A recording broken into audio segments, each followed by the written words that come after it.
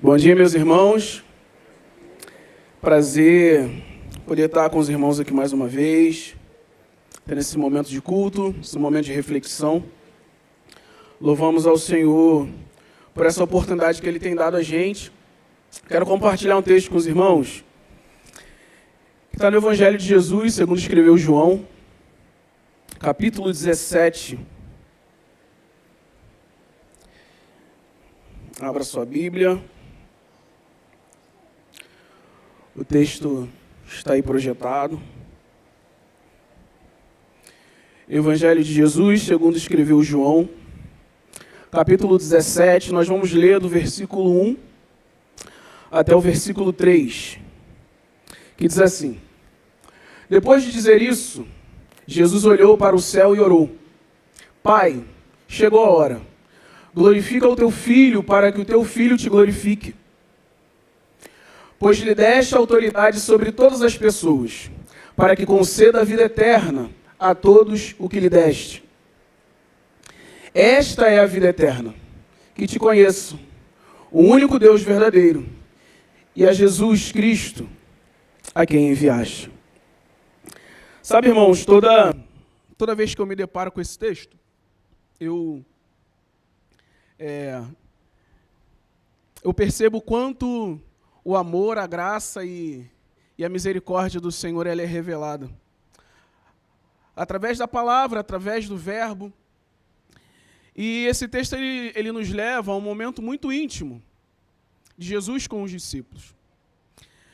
Se pararmos para pensar, esse é o momento mais íntimo que Jesus ele tem ali no seu ministério. Porque depois de ensinar, depois de confrontar, ele anuncia a sua morte. E a partir disso, ele prepara os seus discípulos. E é interessante que em João capítulo 17, Jesus faz algo que no mesmo momento é algo simples, mas também é algo extraordinário. Ele ora. É um ato simples porque a oração, ela faz parte, ou deveria fazer parte, da vida de todo cristão. Faz parte da nossa rotina diária, faz parte das nossas disciplinas espirituais. E também é algo extraordinário porque nós estamos lendo um dos maiores mistérios já registrados nas Escrituras. Aqui nós vemos o diálogo entre Deus Pai e Deus Filho. Nós não ouvimos apenas palavras, nós estamos sendo levados nesse momento para dentro da comunhão de Deus Todo-Poderoso e do seu Filho Jesus. Nesse momento não há parábolas, nesse momento não há ensino, não há sermão, e nesse momento não há milagres. Só há Deus, Jesus e, pasmem-se, os discípulos. E é para isso que eu chamo a sua atenção nessa manhã, querido. Em toda aquela cena, imagina você ali como um discípulo de Jesus, recebendo todas as instruções. A gente vê que Jesus, a partir do momento que ele anuncia a sua morte, tem um momento em João capítulo 13, que é o momento em que Jesus ele começa a dar instruções aos seus discípulos, e essas instruções vão do capítulo 13 até o capítulo 16. E chega um momento que Jesus ele para de dar instruções, para de exortar os discípulos. E nesse momento Jesus ele se vira em oração para Deus. Deus Filho está prestes a entregar a sua vida em obediência. E Deus Pai, recebendo essa oferta pela culpa da humanidade. Porém, há um detalhe maravilhoso em toda essa cena. Como os discípulos são impactados por essa oração. Jesus ele faz essa oração de propósito, para que os discípulos estivessem ouvindo. Pois foi uma oração feita depois de um sermão. Jesus acabara de pregar um sermão falando aos discípulos do Pai, e agora ele fala ao Pai sobre os discípulos. Sabe, irmãos, eu espero que de fato, apesar de nós pegarmos somente 3 versículos dessa oração, nosso muito gosto que você chegue em casa e E perceba o quanto esse texto de João, capítulo 17, ele é rico. Ele é envolto em amor, ele é envolto em entrega, envolto em muito cuidado. É um texto maravilhoso. E orando, Jesus, ele poderia ter se retirado para orar. O propósito de Jesus era tão intencional naquela oração que ele poderia fazer como fez em outras vezes, sozinho, se retirar para orar. Mas naquele momento, ele ora em voz alta. Porque essa oração não é apenas para o Pai, mas também para os discípulos. Eles não estão apenas ouvindo verdades profundas a respeito de quem Jesus é e de quem é Deus. Mas eles estão sendo introduzidos a essa intimidade. A intimidade entre o Pai e o Filho. Eles estão prestes a ver a cruz. Estão prestes a entrar em crise, ter medo, ter dúvida. Aquela sensação de abandono. Mas antes disso, Jesus faz questão de que eles ouçam algo fundamental. Quem Ele é, quem o Pai é e o que significa a vida eterna. E no versículo 1, Jesus, ele começa dizendo, Jesus falou assim, levantando os olhos ao céu, Pai, e disse ao Pai, Pai, é chegada a minha hora. A hora havia chegado. O nascimento, a vida e a morte de Cristo não foram acidentes, mas faziam parte de uma agenda e de um plano que foi traçado desde a eternidade.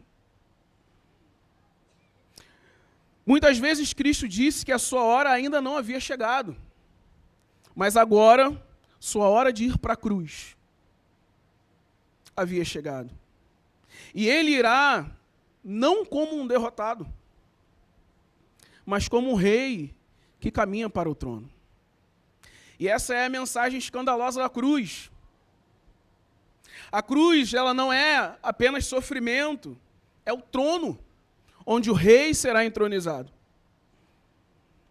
O mundo vê isso como uma certa contradição, porque a cruz é sinal de vergonha, é sinal de dor, é sinal de humilhação.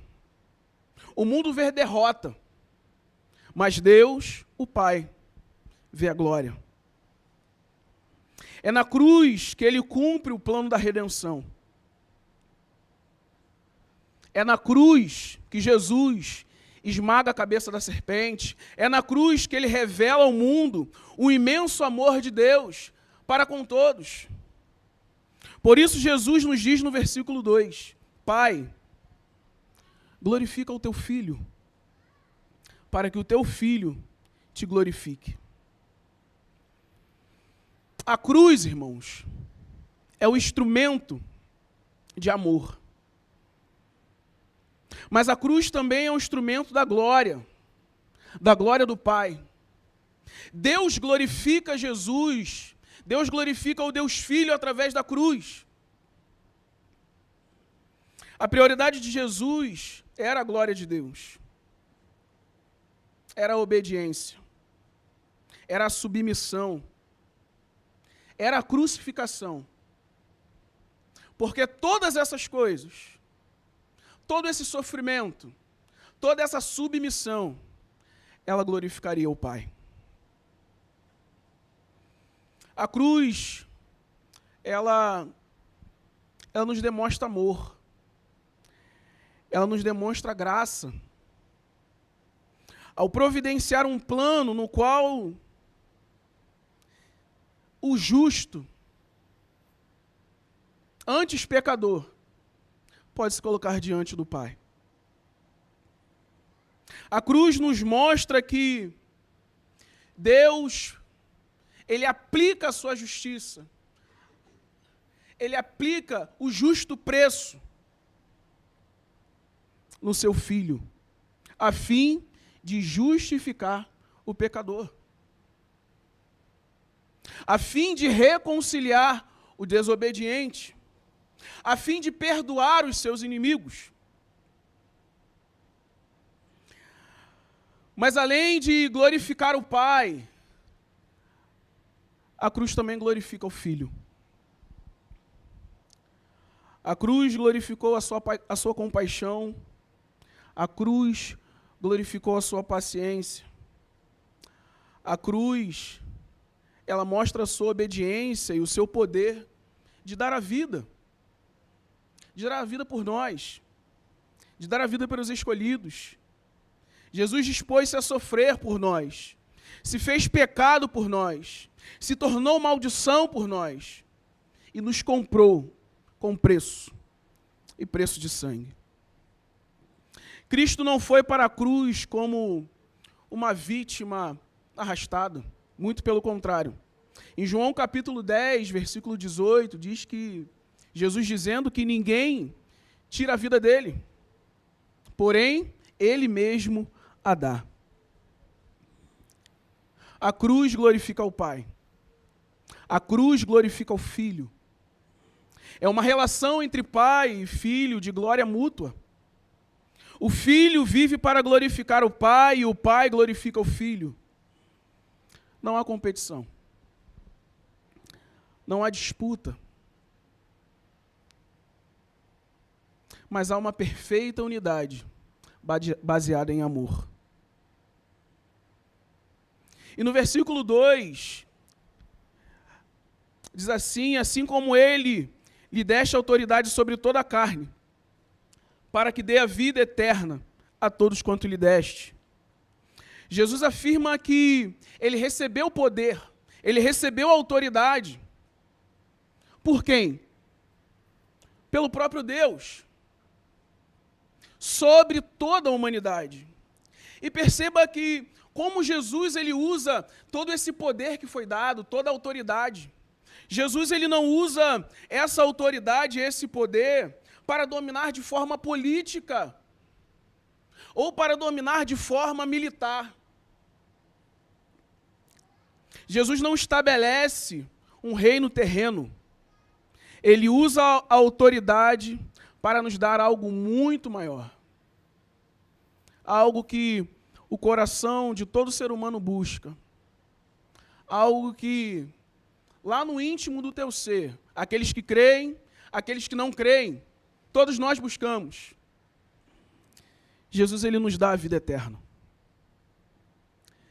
E em João capítulo 10, verso 10, Jesus diz: o ladrão vem senão a matar, roubar e a destruir. Mas eu vim para que vocês tenham vida e a tenham em abundância. A vida eterna é uma dádiva do Pai oferecida através do Filho. Todo aquele que crê no Filho, esse tem a vida eterna. Porém, quem não crê já estará condenado, entrará em juízo. Não há vida eterna fora de Jesus Cristo. Não há sentido para a vida fora de Jesus Cristo. Porque só Ele pode nos conduzir até a Deus. Só Ele é o caminho para Deus. Só Ele pode nos reconciliar com Deus. E esse sentimento da vida eterna é algo que todo ser humano ele compartilha. Todos nós queremos viver para sempre. Nós vivemos como se vivêssemos para sempre. E aí surge uma pergunta: o que seria essa vida eterna? Do que se trata essa vida eterna?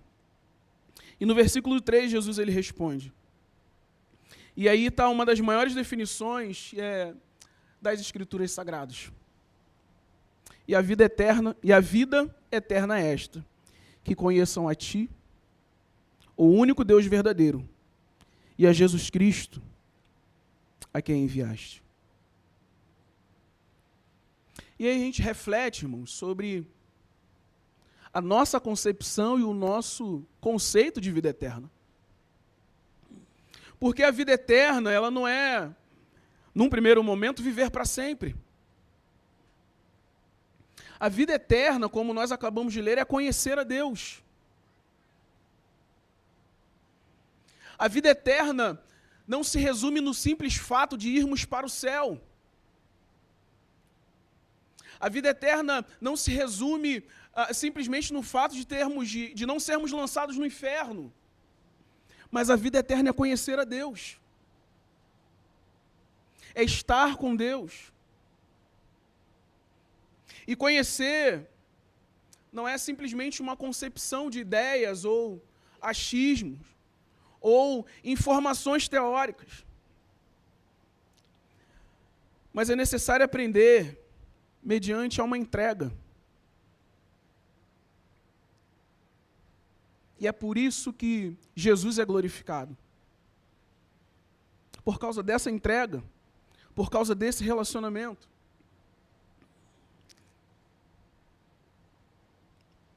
Jesus nos mostra que a vida eterna, ela resulta no encontro com o Deus vivo e verdadeiro.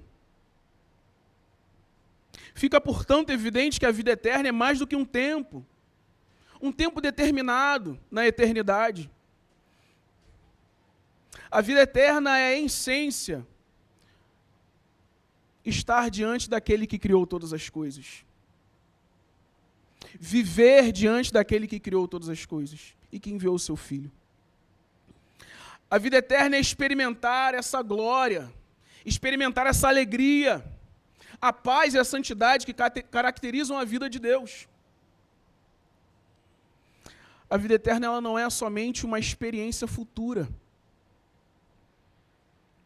mas a vida eterna nos é oferecida hoje, através do sacrifício de Jesus, nosso Senhor e Salvador.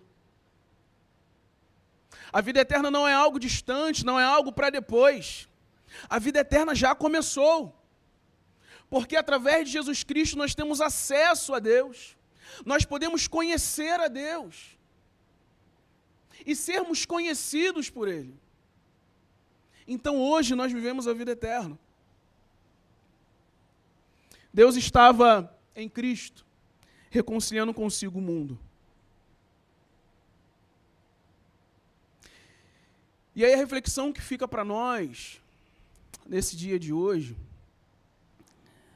não é se o quanto a gente tem feito para Deus, o quanto a gente tem se empenhado no nosso serviço, no nosso trabalho, nas nossas ações. Isso aí é a consequência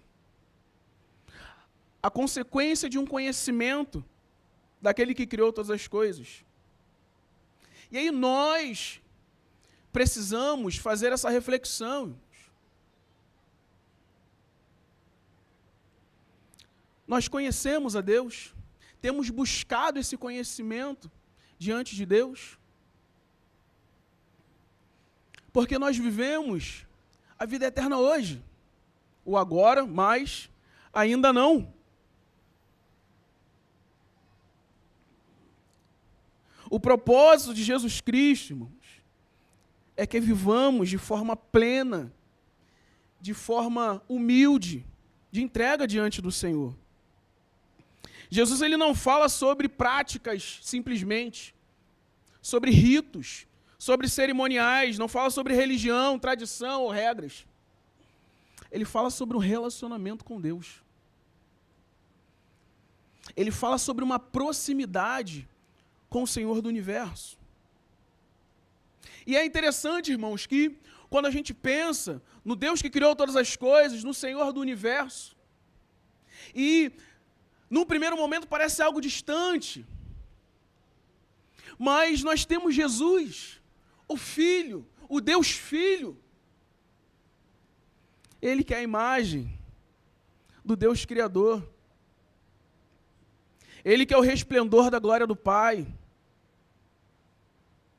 Então há a possibilidade, irmãos, de você se relacionar com Deus, porque Jesus é a exata expressão de quem Deus é.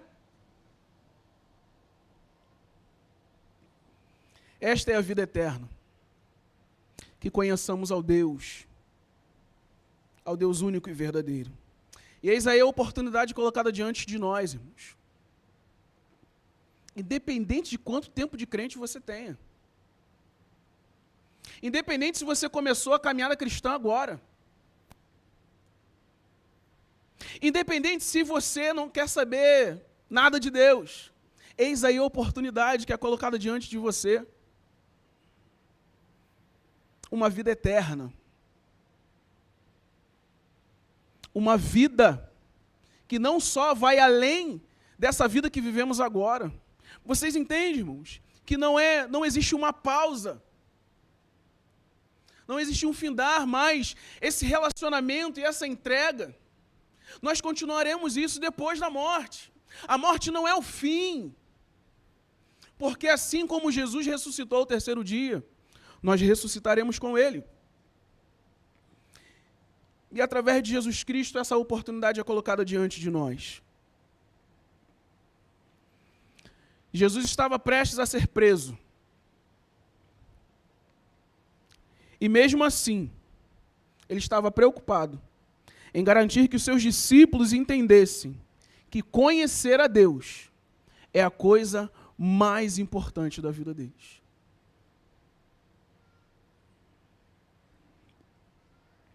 E eu te chamo para refletir, irmão, sobre 3 coisas a respeito do conhecimento de Deus.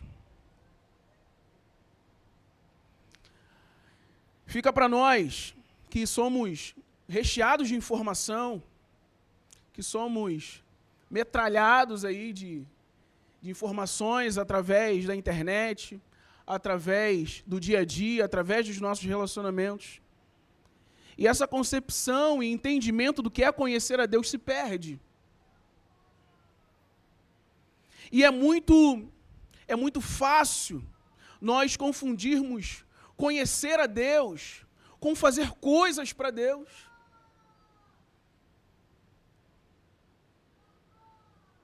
Mas, irmãos, a coisa mais importante para as nossas vidas, das nossas vidas, é conhecermos a Deus. E pense nos discípulos ouvindo isso tudo. E aí a gente relembra os capítulos anteriores de como Jesus ele vai dando instruções para o coração deles não ficarem perturbados. E pense aí em como Jesus ele vai dando instruções sobre de como ele era a videira, como o pai era o agricultor, e como aqueles discípulos eram os ramos. E a preocupação de Jesus era com que os discípulos dessem os mesmos frutos. Que os frutos dos ramos não fossem os mesmos frutos da videira. E aí é por isso que é tão importante esse momento de instrução, esse momento de sermão, esse momento de troca. E depois de dizer isso tudo, Jesus ele fala, olha, de todas as coisas, de tudo que é mais importante, o Pai me deu a vida. O Pai me deu a vida eterna. E é através de mim, vocês vão ter a vida eterna. Mas o que é a vida eterna? Conheçam ao Senhor. E aí o primeiro ponto que eu queria refletir com vocês é que conhecer é diferente de ouvir falar. Que é exatamente isso que a gente está fazendo aqui agora. E aí, irmãos, nós temos essa oportunidade de termos informações a respeito de Deus, de quem é Deus, da sua obra, do seu Filho, da ação do Espírito Santo, da igreja, da redenção, da cruz. A gente ouve falar de Deus sempre. Se você abrir no Instagram aí, todo mundo está falando de Deus, sendo crente ou não. Mas todo mundo fala de Deus. E aí até nós que estamos aí numa caminhada mais consistente, tendo a oportunidade de ouvirmos uma palavra de Deus em um ambiente saudável, ouvir ainda não é o suficiente. Porque a gente pode ouvir sobre Deus todos os domingos e ainda viver como se ele fosse um desconhecido. A gente não tem como terceirizar a nossa intimidade. A gente não tem como terceirizar os nossos momentos de santificação. E aí a gente pensa na nossa rotina o quanto nós vamos fazendo ali concessões em momentos que a gente deveria ter de intimidade com o Senhor, de conhecer ao Senhor, através das Sagradas Escrituras, através dos momentos de oração, de contrição, de humilhação, nós negociamos esse tempo.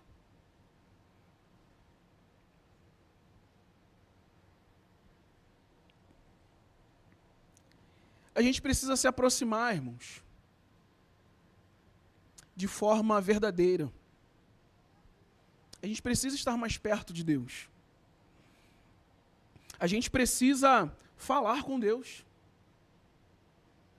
A gente precisa estar na presença dEle. E é uma bênção, porque a Deus nos permite, como corpo, como família, cultuarmos a Ele. Sermos abençoados através da palavra, através da oração dos nossos irmãos. Mas o culto, o ajuntamento é uma extensão daquilo que a gente faz nas nossas casas, daquilo que a gente faz no nosso íntimo, daquilo que nós fazemos no momento particular. Somente ouvir falar de Deus não é o suficiente.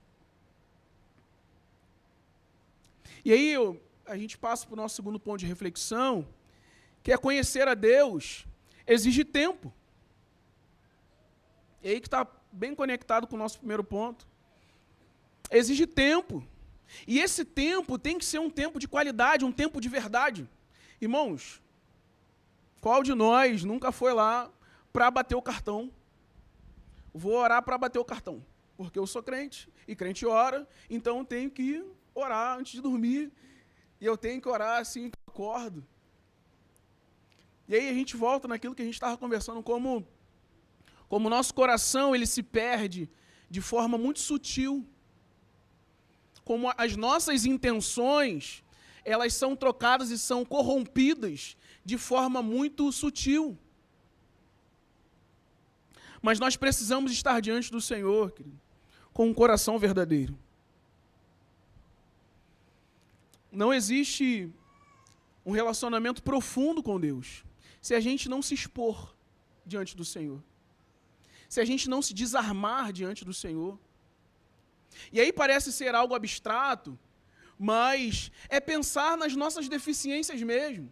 É colocar diante do Senhor aquilo que a gente não consegue fazer, nem que seja a oração. Então nós devemos colocar diante do Senhor em oração, dizendo para Deus que a gente não consegue orar. A gente precisa abrir o nosso coração. A gente precisa estar diante do Senhor, querido, sem armas, sem armaduras. E termos um relacionamento com Deus de verdade. E aí, graças a Deus por isso, você tem ouvido a respeito sempre sobre sinceridade ante Deus, sobre a necessidade da oração, e como a gente precisa ser verdadeiro diante do Senhor. A gente precisa lidar com Deus, irmãos, de forma verdadeira. A gente precisa colocar diante do Senhor as nossas incapacidades. Colocar diante do Senhor os nossos traumas. Colocar diante do Senhor as nossas insatisfações. É diante do Senhor, irmãos, que nós precisamos colocar essas coisas. Porque certamente, através do momento de oração, Deus ele quer trabalhar em nós.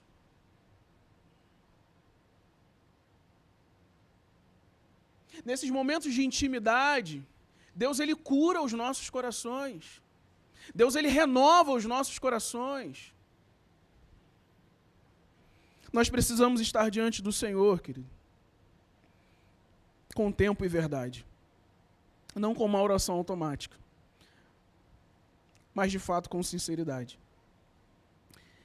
E aí, eu queria terminar falando sobre esse terceiro ponto, a respeito do conhecimento de Deus. É que conhecer a Deus, ele transforma toda a nossa vida. Conhecer a Deus transforma toda a nossa vida. Nós precisamos estar diante do Senhor Conhecer a Deus só de ouvir falar não é o suficiente. Conhecer a Deus existe tempo e verdade. Conhecer a Deus transforma tudo em nós. Conhecer a Cristo, irmãos, muda o alvo dos nossos afetos. E aí é por isso que nós precisamos colocar diante do Senhor e estarmos diante dele em verdade. Porque nessa relação com Deus ele vai mudando o nosso coração. Deus ele muda as nossas intenções, Deus ele muda as nossas emoções. Deus ele muda o objeto do nosso amor, que muitas vezes está desordenado. Deus, ele quer transformar o nosso coração. E pensando em um coração transformado, Cristo, isso transborda em todas as áreas da nossa vida. Certamente existem áreas na nossa vida que são mais críticas e que demandam de nós um pouco mais de atenção, um pouco mais de esforço. E às vezes a ansiedade bate por conta de algumas áreas que muitas vezes estão saindo do controle. Mas o propósito de Jesus, querido, é que nós conheçamos a Deus. E que, ao conhecer a Deus, ele transforma a nossa vida. E perceba que o propósito de Deus não é que a nossa vida melhore. O propósito de Deus não é que as coisas comecem a dar certo. Lembre-se que Jesus está orando ao Pai e os discípulos estão ouvindo isso. O propósito de Deus, querido, é nos fazermos semelhantes ao seu Filho, Jesus. E é por isso que conhecer a Deus transforma tudo. Transforma o alvo das nossas orações. Transforma o alvo do nosso tempo, da nossa atenção. Conhecer a Deus muda a nossa visão. Conhecer a Deus ajusta o nosso foco. Que por causa das circunstâncias, por causa do tempo, vai se desviando. Esse foco que estava no Senhor por conta da vida e da rotina, que tenta nos afogar,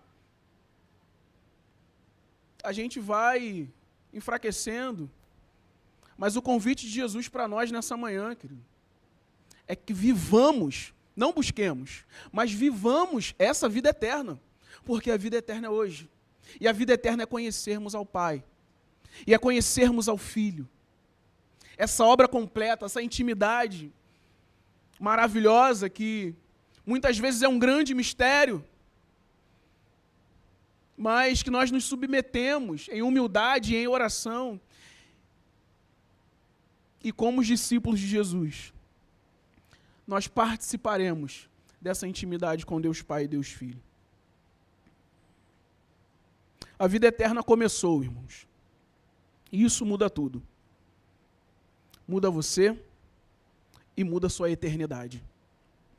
Muda o agora. Jesus não te chama simplesmente para práticas, religião, mas ele te chama para um relacionamento profundo com Deus. Sinta-se como um daqueles discípulos, ouvindo verdades, participando dessa relação com Deus Filho e com Deus Pai.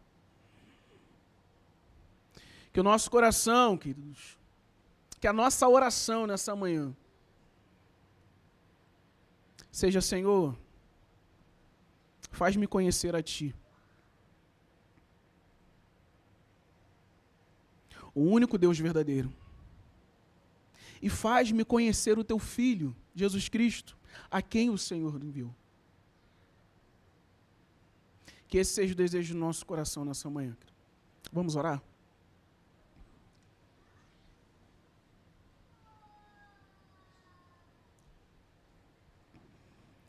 Pai de amor, nós nos colocamos diante de Ti, Pai, nessa manhã, Deus. Nos colocamos diante de Ti, Pai, como um daqueles discípulos, ó Deus. Como um daqueles discípulos, ó Pai, que viviam a incerteza, viveram o medo, viveram, ó Pai, as dúvidas. Em algum momento, ó Pai, viveram o abandono. E quantos de nós aqui nessa manhã, Pai, se encontra dessa forma? Se sentem abandonados, ó Pai. Se sentem com medo, frustrados, ó Deus.